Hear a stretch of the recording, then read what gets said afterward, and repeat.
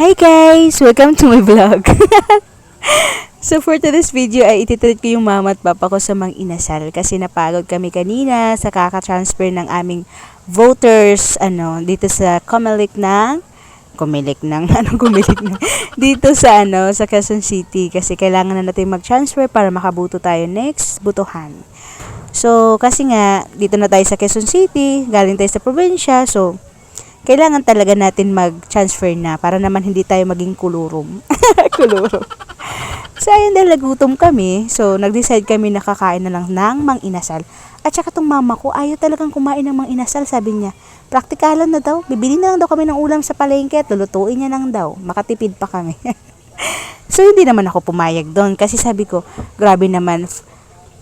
Tayong tatlo, kailangan natin mag-date. So, minsanan lang naman to eh. Minsanan lang tayo magkaroon ng time na kakain dito sa Mang Inasal. So, gagrab mo na to ma. Sabi niya, sige na nga.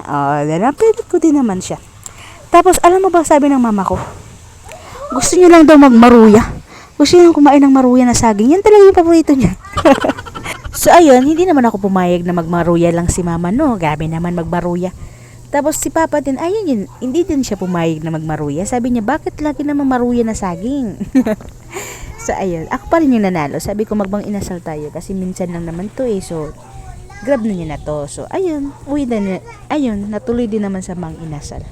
So, yung in-order ko talaga is unlimited rice yan. Kasi nagutom nga, diba?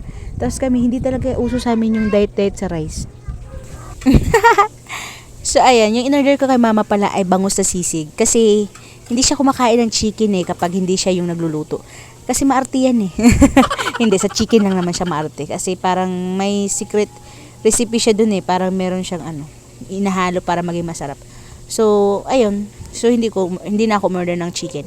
And then kami naman ni Papa at wala kasi kaming problema sa pagkain. Maliban na lang kung hindi masarap.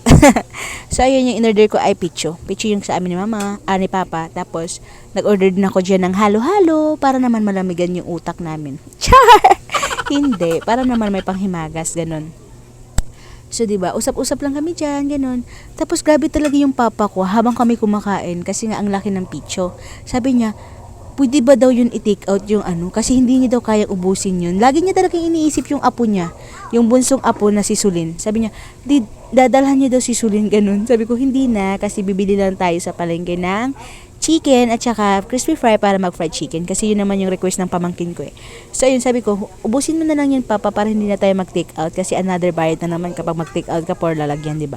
So ayun, inubos niya na naman kahit hindi na talaga halos mahubos kasi busog na busog na siya. Grabe talaga, ang saya ko na nakita ko yung mama at papa ko na grabe yung ngiti. So far naman talaga, simula bata pa ako, yung mama at papa ko talaga, grabe talaga yun ka-concern sa akin. Kasi nga kanina talaga sa Kumilik, alam mo ba, gusto na yung mama ko ipa-priority din ako. Sabi ko, hindi pwede kasi hindi naman ako senior citizen. So, diba, nauna na sila. Sabi ko, doon na kayo mapa kasi priority kayo doon. So, ganun. So, natapos na sila nauna. Alam mo ba, lagi talaga ako tinitingnan niya. Tine-check niya ako kung malapit na ba ako, kung nasaan na ba ako. Natatawa na lang talaga ako. So, deserve talaga nila yung kumain, char. Siyempre, okay na yung makita mo yung mama at papa mo na masaya, nakasama sila, diba? Parang fulfillment mo na yan. Accomplish mo na yan. That's all. Thank you!